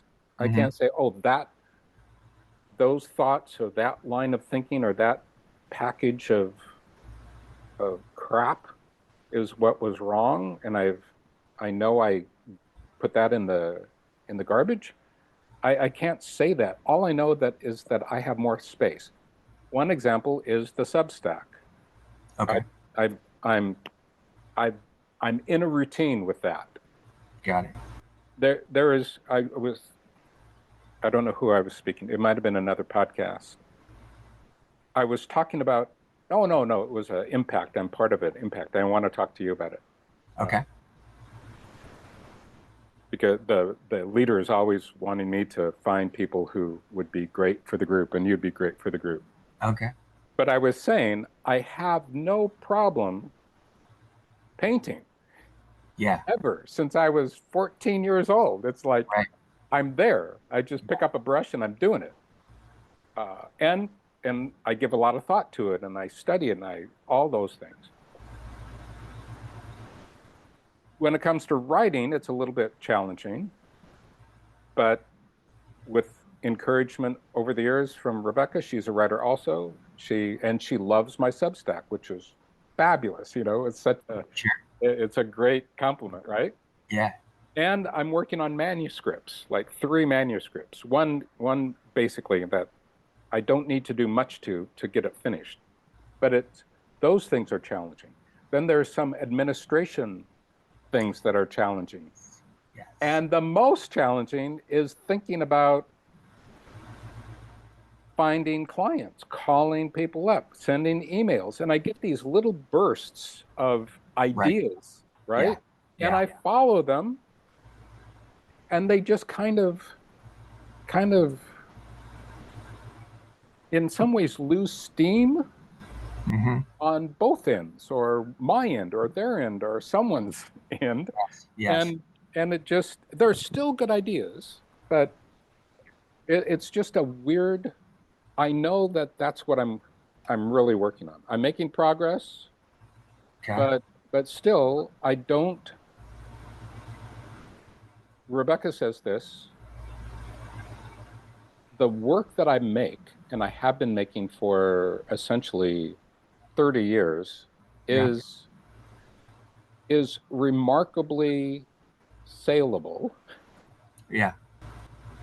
Much of it. Some of it is in a different realm of saleable, if this makes sense. That Yes. Absolutely. as an example, the big graphite work that I it's where Rebecca and I met in a show, and it happened to be in Omaha. I was living in Seattle, and she was Okay. staying with her mom, helping her and her grandfather. And she happened to walk by the gallery, and that's a major story. But Okay. anyway, uh, that that show is not, it's not a gallery. You don't walk into a gallery and see that kind of work usually. Correct. It was monumental work, and it was almost all of it. It was taking bits and pieces of Michelangelo's work, a sculpture, a painting, or a drawing, and putting them together in me making up a story of my own with using his work. And Yeah. some of it, looking back, I was using these huge, I was making the hands incredibly, like 8 feet long, Right. huge hands, which in some regards were, for better word, the hand of God. The Sure. how Yep. how God is in our life in a big way Yeah. all the time. that work is, and I have other work like that, that is not gallery work. You don't walk downtown anywhere into a gallery and look at that work. Even in New York City, there are some galleries who have that kind of work on the wall, but Yeah. not very much. So that's a difficulty. I Yeah. don't know who to talk to about that kind of work. So the lack energy, that addiction, pushes me into, in some ways, staying small Yes. or thinking small Yes. in that way. But I don't have any restraints on myself with respect to art, Right. of making art and what I want to make art. I've thought of this a lot lately. This is of not having started to paint barns, and I'm using barns as a symbol of Okay. someone glomming onto something, Yeah. starting to paint it, painting it for 40 years, and making an income from that. And Yes. I'm sure you could have examples in the jewelry world or Oh, in the fashion world. oh yeah. Somebody gets a design and they stick with it, and it's the Yep. same. Going to your favorite restaurant and they have those five things on the menu all the time because people love them. And if they Yes. took them off the menu, they'd lose half their clientele.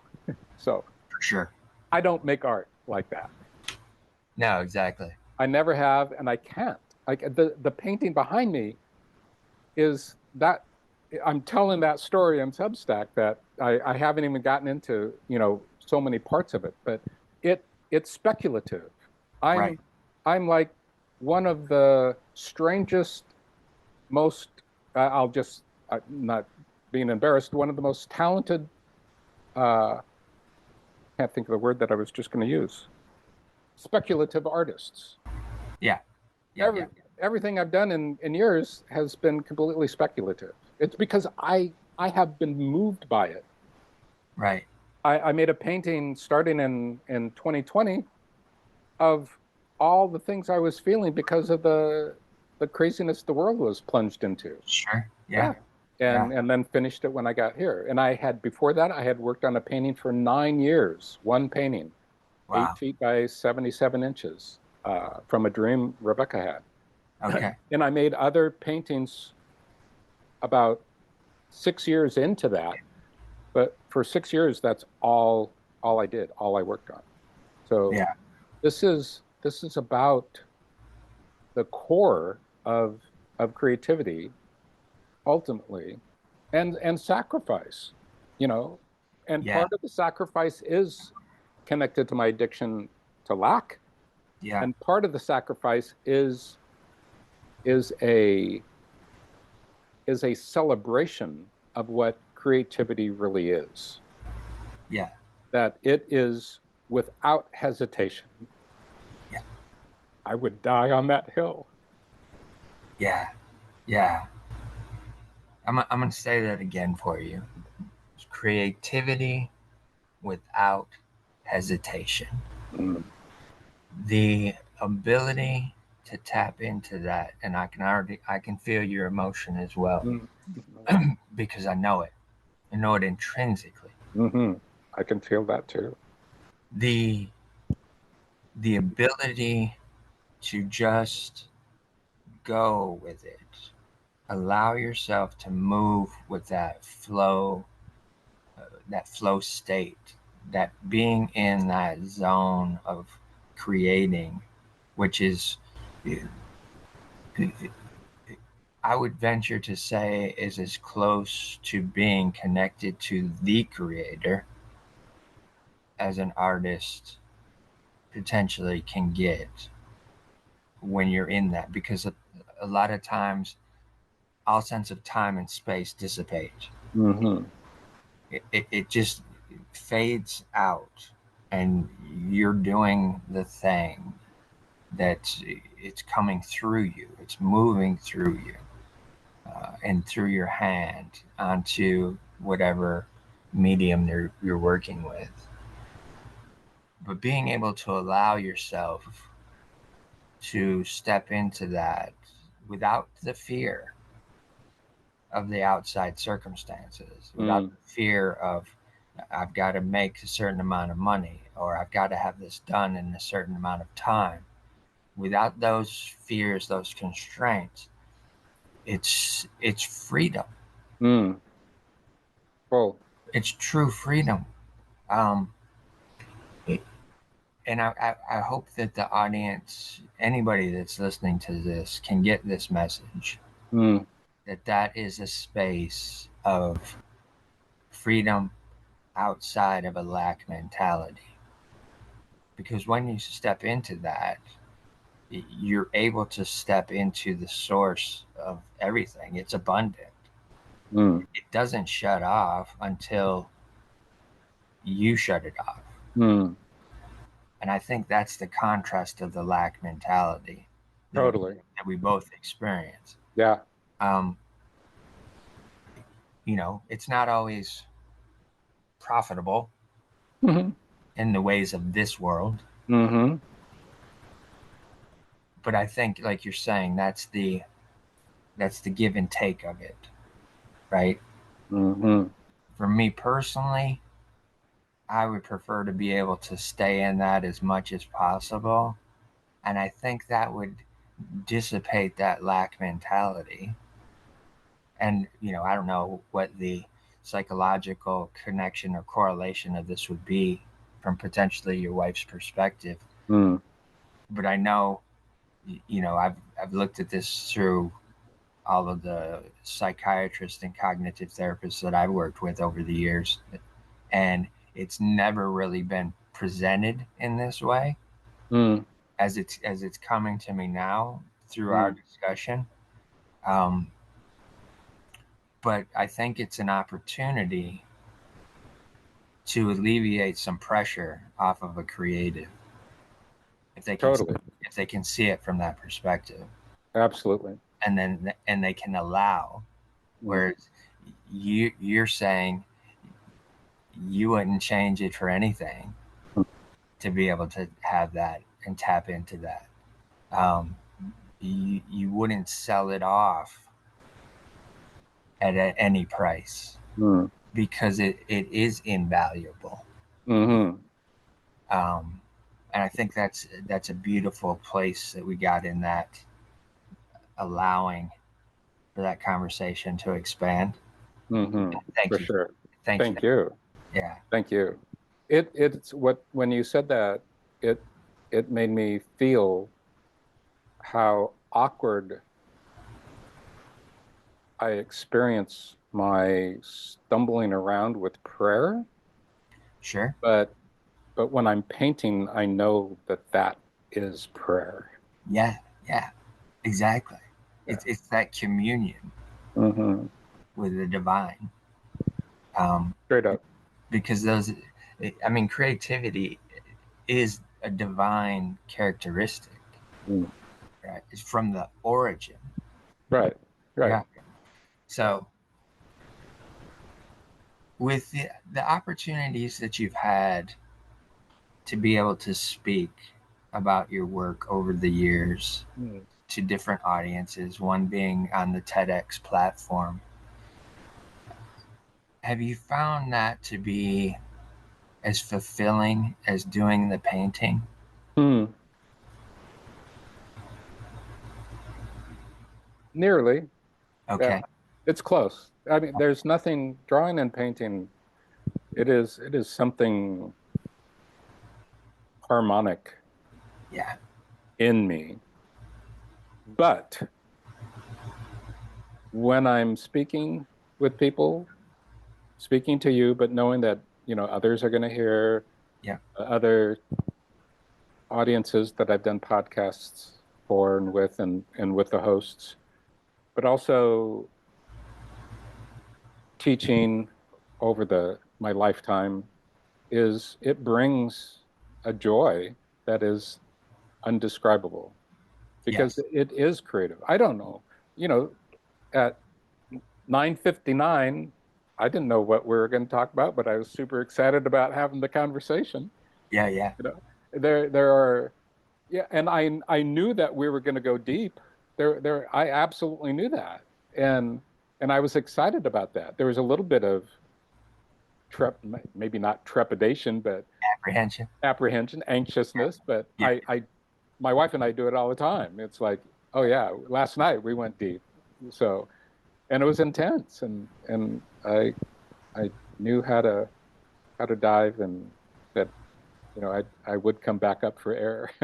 Right. Yeah. Yeah. Yeah. So yeah, I really thank you for that. That was superb.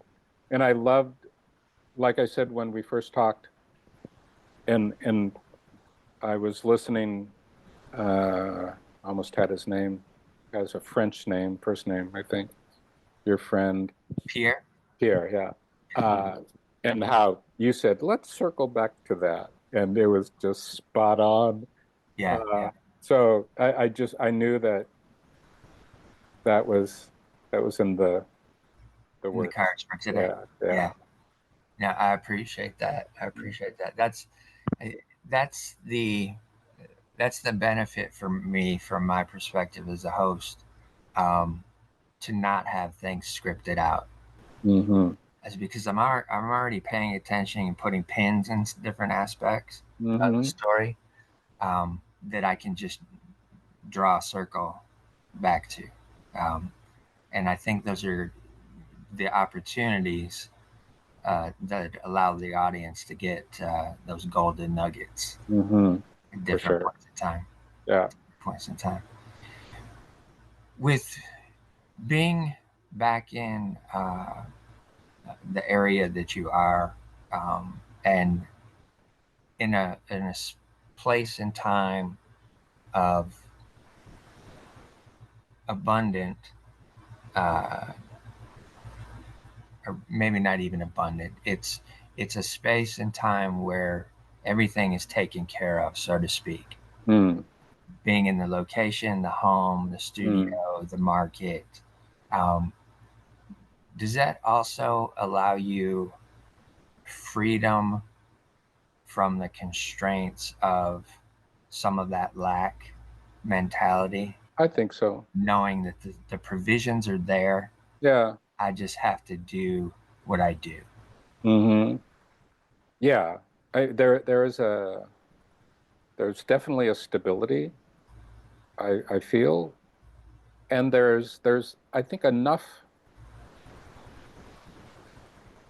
in a way, anxiety Yeah, to say, God, just pushing in one of these or all of these or a dozen or 10 or one, or I don't know, pushing some things, because part of it, maybe it's not positive, but I know things will work out.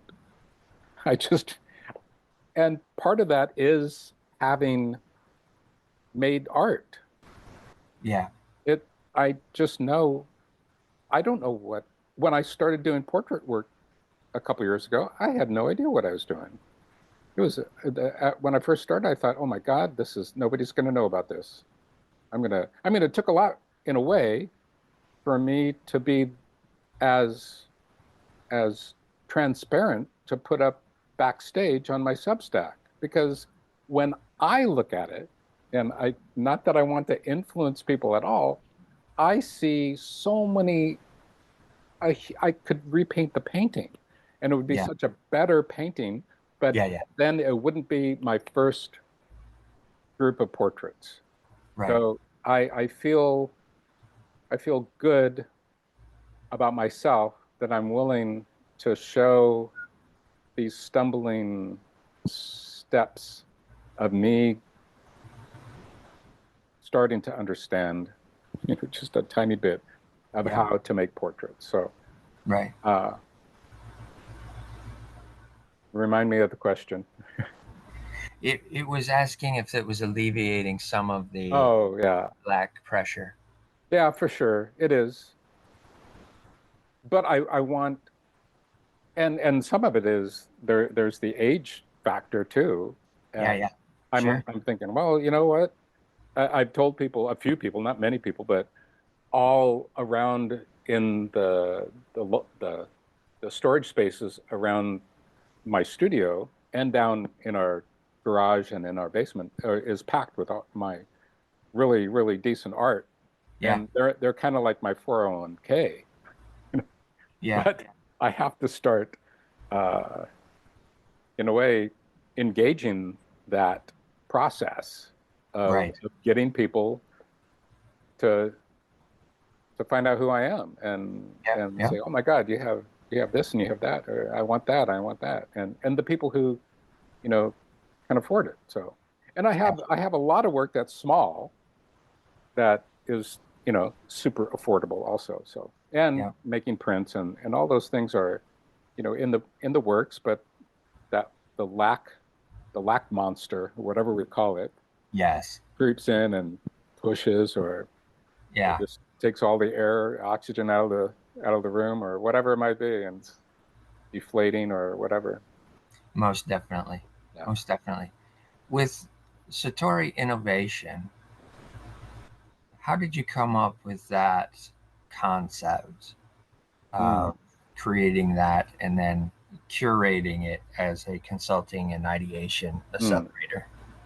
Well, it it the origin story is connected to my wife and I have a nonprofit that Okay. we've had since 2000, basically 2000, but we got our status from Uncle Sam in 2001, May of 2001.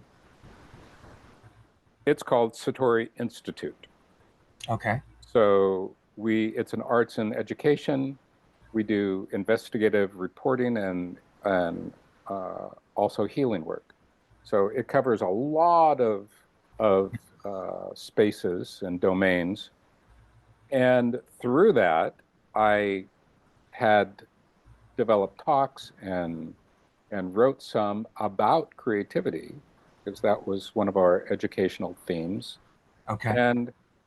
And living in Boulder, I started just to be around a bunch of entrepreneurs, and business folks, Yeah. and I would listen to them, and I'd say, oh, you just need to know how to tap into your creativity, and they'd say, well, what do you mean? I'm creative, and I said, well, how? Tell me how you're creative, and they'd say a few things, and I say, well, I think you can go deeper with that. Yeah.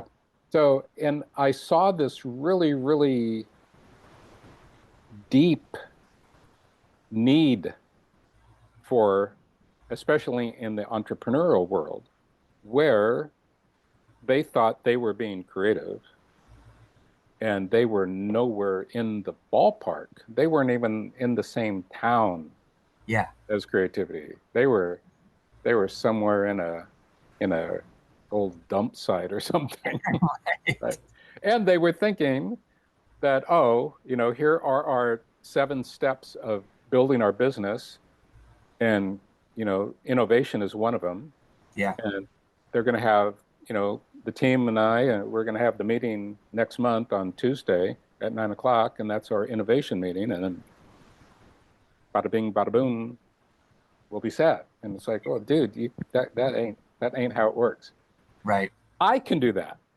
Yes. I can say, oh, next month on Tuesday, the 29th of August, I can have a meeting where I'm creative, but I'm creative every day up until that point and every day after and years Yeah. before and years after. So, but they're not. They think that they can just pull it out of the atmosphere Yeah. and push the river. They can't. And so I thought, hey, I should come up with some ideas on how to help people get back into their original innate creative natures, which we all have. You know that. I know that. Yeah. As creatives, we know that because we're still connected to how we were creative when we were children. That never stopped. With most people, it stops. Yes. So I came up with some terminology around how it stops, why it stops, how to get it back, et cetera, et cetera. And I've done a lot of one-on-ones with people. I've talked to a lot of people on podcasts about it. People are very interested in it. I've talked to some businesses, some big Fortune 500 businesses about it, and they're like right there with me in the meeting, telling stories. Oh my God, this is so incredible. This is great. They get back to the office and office brain sets in and they think, I don't think we can make this profitable with regards to what we bring him in and how do we increase our percentage of whatever. So it Right. always gets kind of blocked in a way. So Yes. some probably I may be putting off some vibe, and but to me, there's a lot of, I call it creative collapse, where people, they've lost their creativity and they are super either completely blank about Yep. creativity, or they're aggressive. Yeah. They push it away. Yeah. It's So shut down. shut down. Yeah. Yeah. That I know exactly what you're saying. There's so many potential opportunities that could unfold Hmm. if an individual or a company were able to tap into that and see the big picture vision Mm, as we as creatives have the ability to do, totally. and can see it full on and blown out to its fullest extent. Mm, To get somebody else to experience that is the difficult thing. it uh, is. and Yeah. I completely understand that. Yeah. Yeah. Um, but the concept of that, I think, is phenomenal. Even the structures of it is phenomenal. And Mm, you know what? It might be the opportunity. And I'm saying that because of experiencing your story today, mm. is that gets shifted over to creatives. True. Creatives. I have thought about that a Okay. little bit Okay. in the process, because this has been a long process. I've Yeah. been exploring this for a long time, writing the manuscript and sending stuff out. I have workshops, so that 1 day workshop, 2 day, 3 day, week-long workshops, Okay. individual mentor, team mentorships, company mentorships, the whole gamut, whatever. Yeah. I'm prepped for that on a business level or entrepreneurs. And I thought, you know what? There's a lot of people in different levels of their creative inner expression. They may be just starting, they may be midway, they may have been doing it for 40, 50 years. And there's still some bumps or issues or uh, addictive connections that aren't, maybe, obviously substances could be involved, but Sure. Yeah. Yeah. I'm talking about lack or Yes. whatever, Yes. abandonment or whatever it might be. They all kind of lump into all into one in a They way. do. So I've thought about that, Rich, and that's a good idea, and it might be I will sit down with that. I'll talk to Rebecca about it too. Yeah. Right. Okay. Excellent. Excellent. The philosophy of creativity, as we're kind of tailing off here towards a closing, what does that look like from your perspective? Yeah. It it looks really clear from Okay. my perspective.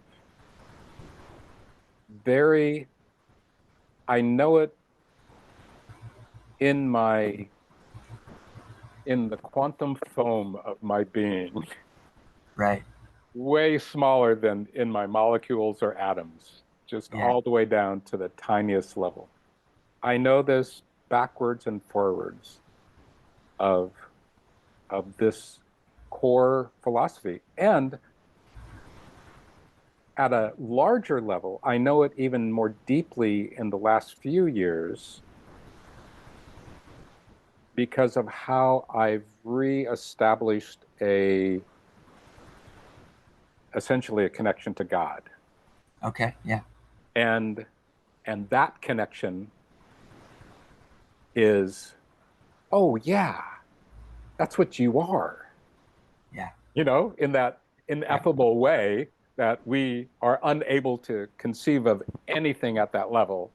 We have a little glimmer moments of that immense love that we Right. feel at times in our life, the immense creativity that we feel, those supercharged high level experiences are the God experience Yeah. that we are able in our tiny process in comparison to the the infinite, literally, Right. that we can conceive. And I feel more and more that the the philosophy of creativity that I'm tuning into is more so connected to that Okay. as an origin space Yes. than thinking or Right. feeling. But Right. there's a lot of thinking, a lot of feeling involved in it. But the core is there. There, I have a dear friend that we played tennis together in Boulder for 5 years, and we would have these fun, not in a bad way, arguments, Yeah. philosophical arguments, or current event arguments, or situational arguments. Yeah. And at one point, after years, I thought, Alex, I know exactly why we disagree. And he said, why? What did you figure out? And I said, you're a materialist, and I believe in God. And he just looked at me like, well, Yeah. that was pretty heavy. You're right. And Yeah. he said, you're right. And I said, yeah, I know I'm right. So and that for me was a another level of me understanding people, or me understanding, as a weird example, not to get too far off course, but all the talk about AI.